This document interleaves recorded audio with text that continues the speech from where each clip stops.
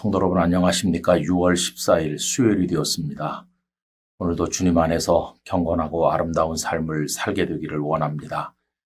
시편을 읽고 있는데요. 주옥 같은 말씀이죠. 하나님의 성령께서 이 시편을 통해서 우리에게 많은 영적 성장과 성숙을 허락해 주시기를 원합니다. 오늘 함께 읽을 부분은 시편 18편에서 22절까지가 되겠고 그 중에서 오늘은 20편 1절 2절을 묵상하도록 하겠습니다.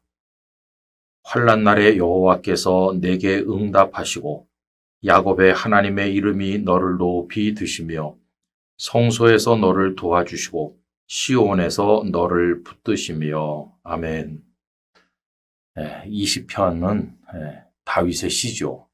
그런데 그 시작이 환난 날 이렇게 시작되고 있습니다. 환난이라는 단어는 다윗의 생애를 특징짓는 단어 중에 하나라고 생각합니다. 우리는 다윗이 골리앗을 이긴 이후 전쟁에서 많은 승리를 거두었기 때문에 전쟁 영웅이요. 또 나중엔 이스라엘의 왕이 되었기 때문에 그를 화려한 인생을 산 사람처럼 생각하기가 쉽습니다. 그러나 다윗의 생애에서 환난이라고 하는 걸 뺀다면 별로 남는 게 없을 정도로 그의 인생은 환난으로 점철되었습니다. 여러분, 그가 골리앗을 이겼고 무수한 전쟁에 승리했지만 전쟁이라고 하는 게 무엇입니까? 피가 튀는 현장이 전쟁터죠. 그러니 전쟁을 했다는 것만으로도 그 인생이 평탄하지 않았다는 것을 말해줍니다. 그런 후에는 사울 왕에게 쫓겨서 수년 동안 생명을 장담할 수 없는 삶을 살아야만 했지요. 그 이후에 이스라엘의 왕이 되었지만 무수한 전쟁을 치렀고 또 권력의 나라들은 아부하는 많은 사람들과의 인간관계에 무척 힘들었을 것입니다.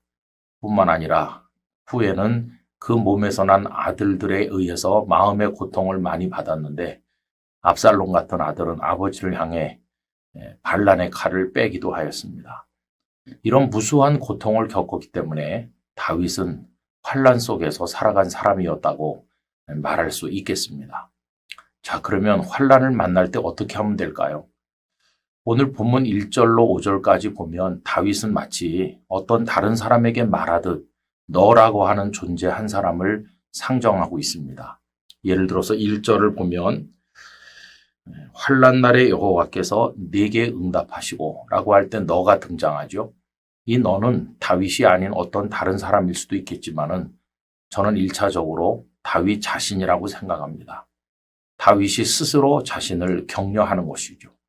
환난을 만나면 낙심하고 주저앉게 되는데 다윗 너 힘내라. 환난 날에 여호와께서 너를 도우실 것이다. 이렇게 스스로를 격려하는 것이죠. 끄트머리에 가면 자신을 포함한 모든 하나님을 경외하는 사람들을 격려하고 하나님의 은혜를 바라보는 그런 말씀을 하고 있습니다. 여러분, 그러면서 하는 말이 환난을 만나면 성소에서 또 시온에서 하나님의 은혜를 구해야 된다는 걸 이야기하죠. 2절에 보면 성소에서 너를 도와주시고 시온에서 너를 붙드시며 라고 했습니다. 여러분, 성소는 하나님의 언약궤가 모셔져 있었던 장소를 말하고 시온 역시 그러한 의미입니다. 본래 하나님의 언약궤는 엘리 제사장 당시까지는 실로에 있었는데 그 후에 블레셋 사람들에게 빼앗겼다 돌아온 이후에는 베세메스에 있었고 또 여기저기 방치되어 있었던 것을 우리 알고 있습니다.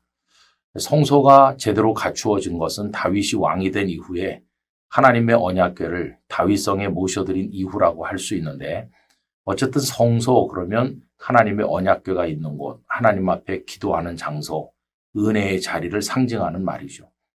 자, 그럼 여러분 평안할 때 성소에 나가는 것이지 사울 왕에게 쫓겨서 들판에서 노숙할 때 생명을 장담할 수 없을 때 어떻게 성소를 찾아갈 수 있겠습니까? 그것은 불가능한 것이죠. 그러면 성소에서 시온에서 하나님께서 도와주신다고 그랬는데 성소에 나갈 수 없다면 어떻게 해야 되는 것일까요? 환난을 만날 때 우리에게 어떤 곳이 성소가 될 수 있는 것일까요? 여러분, 저는 환난을 만난 모든 사람에게 성소가 있다면 그것은 그 사람이 있는 바로 그 자리가 성소라고 생각합니다.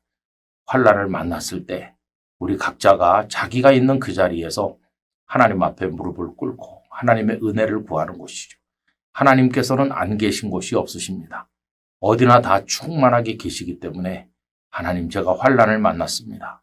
저를 도와주십시오. 저를 붙들어 주십시오. 라고 엎드려 기도한다면 거기가 들판이든 거기가 예배당이든 거기가 가정이든 어디든 하나님은 우리에게 손을 내밀어 주실 것이고 거기서 하나님의 은혜의 보좌를 경험하게 될 것입니다. 그래서 우리의 모든 삶의 현장이 하나님의 은혜를 구하는 성소가 될 수 있다는 것을 기억을 하면서 성도 여러분, 우리 모두 하나님의 성소를 향해 엎드리는 마음으로 살아나가야만 될 것입니다. 그렇게 기도하는 우리에게 하나님께서 손 내밀어 주시고 우리를 건져 주시기를 간절히 기원합니다. 존귀하신 아버지 하나님, 환난을 만난 사람은 주저앉기 쉽고 성소로 나가는 발걸음이 중단되기 쉽습니다. 그러나 저희로 하여금 환난을 만날수록 우리 각자가 있는 그 자리를 성소로 삼아 하나님 앞에 엎드려 기도하게 하여 주옵소서. 하나님께서는 어디에서나 계시고 어디에서나 우리의 기도를 들으시사 응답해 주신다는 것을 깨닫고 하나님을 향해 나가게 하여 주시옵소서. 그래서 우리를 도우시는 하나님의 은혜의 손길을 경험하면서 험난한 이 세상의 승리자가 되도록 주님 저희를 인도하여 주시옵소서. 예수님의 거룩하신 이름으로 간절히 기도하옵나이다. 아멘.